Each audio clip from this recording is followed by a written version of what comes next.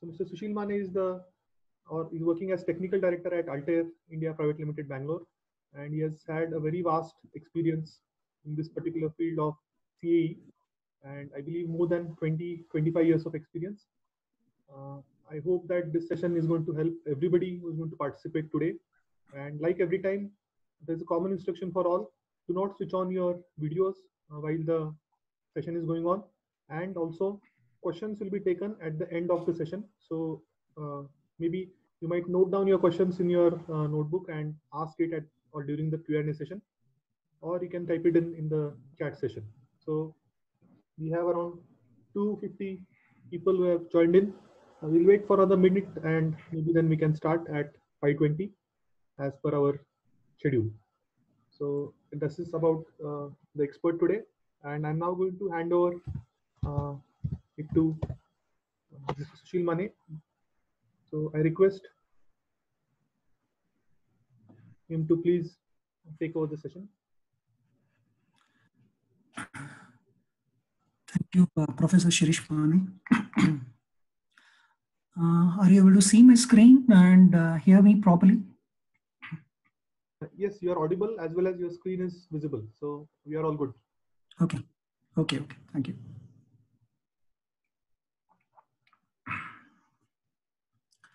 So just let me know when we have to start. Yeah, so it's 5:20. I believe it's good if we start now as the schedule. We will not wait for people to join in. Okay. Sure, we'll do that. So, a very good afternoon to everyone. As you see here, my name is Sushil Mane, and I'm the technical director at Altair Engineering India. I've been with Altair since a long time now, almost close to 19 years. And this has been my subject of interest, that is CAE, computer-aided engineering. Before I start my presentation, I would like to thank the management as well as Professor Shirish Mane for inviting me to present on this very interesting topic to a very interesting audience here. Coming from a variety of different colleges across India. I heard that there are close to around 300 plus people online now hearing this lecture. To begin on this topic, as the title suggests here, CAE for motorsport vehicles. So what do we mean by CAE?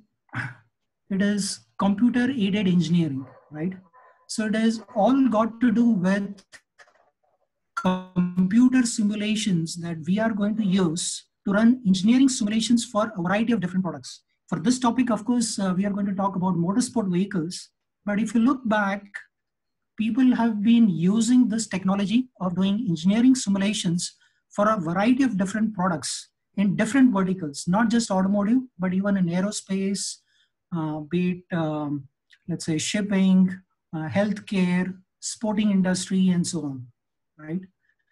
So if you look back, close to around 60 or 70 years ago, when mathematicians started modeling all these different physics, they were trying to model these different physics and try to build these models and run simulations, trying to mimic the actual behavior of these components that we see out there in real life, right? So the whole idea of running these engineering simulations was to basically try to mimic what we are seeing out there in nature or outside. And by doing that, the intention was to basically run these computer simulations very quickly on our computer systems and thereby reduce the complete product development time. That is one of the key benefits of running engineering simulations. That is to reduce product development time. Also, as you typically see, quite much before when we actually started designing and then building all these different products, there was a whole lot of time spent on designing these products, right? Because once you design, you have to do a lot of testing. And therefore, a lot of time was spent in testing all these different products. So with the advent of CAE, we were actually able to run these computer simulations for multiple different designs that we were trying to evaluate, and thereby the overall time spent on testing also got reduced, right? Not only just the time, but even the testing. CAE is a very powerful technique to design and simulate various different products that we design, right? So with that introduction, I'll just move on to the next slide here. I hope you can see my second slide. Here's the agenda. The agenda of my talk basically covers design and simulation using finite element methods. Of course, these finite element methods are typically being used in a variety of different FE-based solvers out there, including some of the solvers that we in our company use. And apart from that, there have been a lot of new methods being written recently on meshless techniques. So one of those meshless softwares that we recently acquired is a fantastic software. It brings a whole different dimension to product design. And that is something that I will be talking on. And then the other topics, simulation-driven design process. So I'm going to talk about how you can actually drive the design by using simulation technology. This is one of the core, let's say, technologies that people have been using to reduce their product development process. And then, of course, you need to actually understand loads, right? Because those are the different conditions that you are going to apply on your product and then see the behavior of that particular design. So loads prediction, especially in the case of, let's say, automobile vehicles, is very important. And that we do it by using multi-body dynamics. So we'll just understand how you do that using MBD. Apart from that, we also do a variety of different physics simulations. Some of the core physics that we typically use, especially in automotive industry, is crash and safety, as well as fluid dynamics, that is called as computational fluid dynamics. So I'll be covering a few slides on how people have been using crash and safety or computational fluid dynamic simulations to design and validate their designs. Okay. And then finally, we'll have a discussion at the end with you all. So this is the agenda. So I'll now proceed to the next slide here.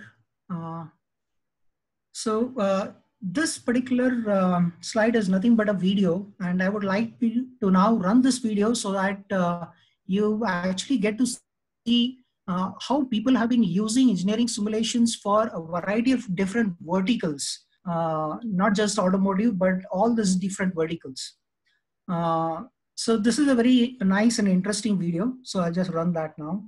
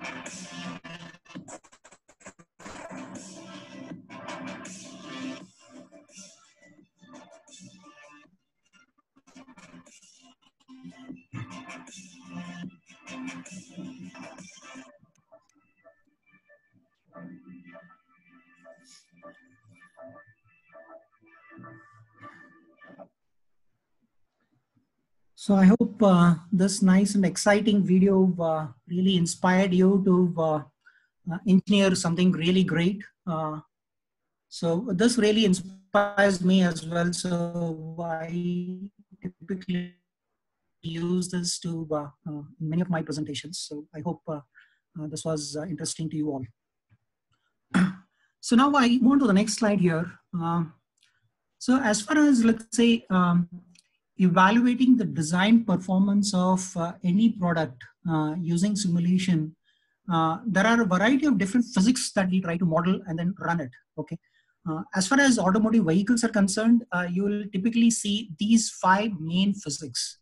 To start with, you look at durability. So what is durability? It is basically trying to understand the strength and stiffness of your structure, right? Trying to design in such a way that it can withstand all these typical linear or non-linear loads that you also look at what is the fatigue strength. You look at life as well as damage that your structure might undergo because of these different loads, linear or dynamic kind of loads. So that is durability analysis, and typically most of the engineers out there in automotive industry do durability analysis. The next one is vehicle dynamics. Vehicle dynamics is also one of the important physics that engineers in the automotive world run simulations for. And the whole idea is to understand the dynamic loads, right? You basically do a full vehicle simulation to understand what are the different dynamic loads that your structure is experiencing. Handling of your vehicle structure. You look at whether when the vehicle is going through different, let's say, cornering or bends on your road, or through very different terrain, maybe off-roading and all that, whether the ride and handling capability of the vehicle is good enough for the driver to run through the different course. So this is one such physics that we also do. The next physics, which is again a very important physics, is crash and safety. And the whole idea of running such kind of simulations is to understand what is the impact a structure undergoes whenever a car is coming in contact with another car, or it maybe impacts maybe a stationary object. There are a variety of different, let's say, crash simulations that people in the automotive industry do. There is something called as frontal impact, rear impact, side impact, or maybe even a rollover kind of simulations that people typically do in the automotive industry. But apart from that, we also do a lot of other simulations which are related to the occupant sitting inside the vehicle. And that we call it as occupant safety analysis. So this involves basically having to actually model the entire vehicle. And not just that, we also seat a dummy which represents a human body. We build these different dummy models and then have the driver as well as the co-passenger kind of dummy model seated. And once we run through a crash and safety analysis, we try to understand what is the injury that an occupant is going to undergo when such an impact analysis happens. So there are a variety of simulations done for such kind of studies. Also, with regard to that, we also do something called as a knee impact analysis, or what we call as knee bolster simulations. Not just the occupant seated inside the vehicle, there is also a lot of regulations which are basically trying to cater to maybe passengers, or not passengers, pedestrians who are walking on the road. So when a car impacts, let's say, a pedestrian who is walking on the road, what is the kind of impact it happens and the kind of injury that a pedestrian will undergo. So these are some of the kind of simulations that typically the automotive industry runs simulations as far as crash and safety is concerned. We now move on to noise and vibration. And as far as noise and vibration physics is concerned, it is a kind of a simulation typically done to understand the vibrations that a vehicle undergoes, maybe even the person seated inside the vehicle, because of a lot of these different components which are going to vibrate because of, let's say, the powertrain as well as the road induced vibrations are concerned. So since the powertrain is getting excited because of the combustion which is taking place inside the powertrain, and not just that, there are lots of road induced vibrations, right? Because of these vibrations, the entire vehicle structure tends to vibrate, right? So the whole idea of running a noise and vibration simulation is to understand uh, how is the entire structure vibrating, whether we can reduce these vibrations so that the occupant seated inside the vehicle will experience lesser vibrations. Not just that, we also do acoustic analysis, trying to understand what is the sound level or decibel level that an occupant seated inside the vehicle will experience because of these vibrations. So this is also an interesting physics, and which is really picking up because nowadays people want a less noisy or a less vibrating vehicle these days. So this is an interesting physics that it's become picking up very widely. And then finally, fluid dynamics. Fluid dynamics is one such physics that is going to really affect the design of the vehicle. Why we say that is because, especially in motorsport industry, we basically run what we call as external aerodynamics. And how this external aerodynamics affects the design is that whenever a vehicle is moving at a fast speed, it is going to experience a lot of drag. The drag induced by the air which is moving over the body, right? And the whole intention of running CFD for external aerodynamics is to reduce this drag or lift. So especially in, let's say, Formula One kind of cars, we don't want too much lift, right? So then when it is moving at a high speed, you want lesser lift and lesser drag. So external aerodynamics is again a very important physics that we run. But apart from that, there is a lot of flow and thermal analysis that we do by running these CFD simulations. And this is to basically see how is the flow happening inside the vehicle, but not just that, how is the flow happening around a lot of these structures in your vehicle, which are going to be heated because of components. So CFD is typically done for that. So having understood these, let's say, 5 key physics that we typically run for the automotive industry, let's move forward to really understand what really drives a winning design, right? Peter Wright from Team Lotus had mentioned this in one of his articles here, that driving a car as fast as possible is all about maintaining the highest possible acceleration level in the appropriate direction, right? So how do we actually maximize the acceleration in all these directions? So especially in motorsport industry, this is a very important subject because the whole intention is to drive fast, right? Now, how you can achieve that is by trying to make the car as light as possible. The lighter the car, the faster you can actually go. So the intention is to do a lot of lightweighting on your vehicle to reduce the weight of your structure, right? So this particular aspect of lightweighting is a very important subject as far as automotive industry is concerned, especially in the case of motorsport industry. The second point is to make the car easy to drive at the limits of the traction circle. So if you look at this figure on the right side, this is what we call as a circle of traction, right?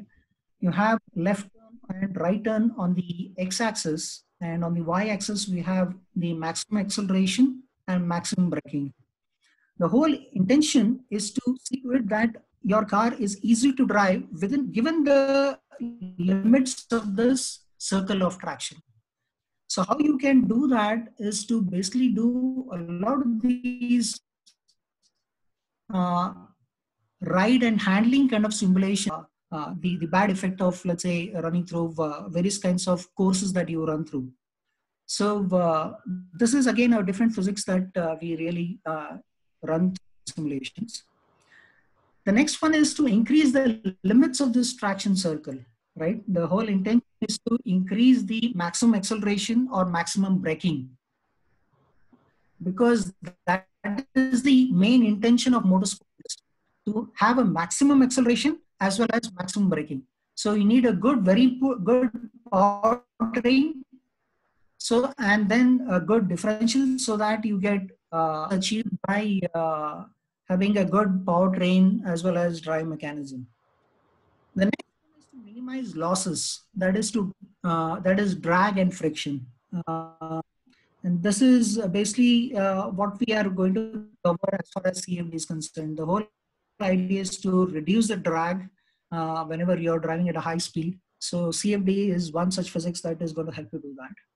And finally, maximize the power to the wheels, right? So these are the key points which are basically going to help you to get a winning design as far as motorsport is concerned.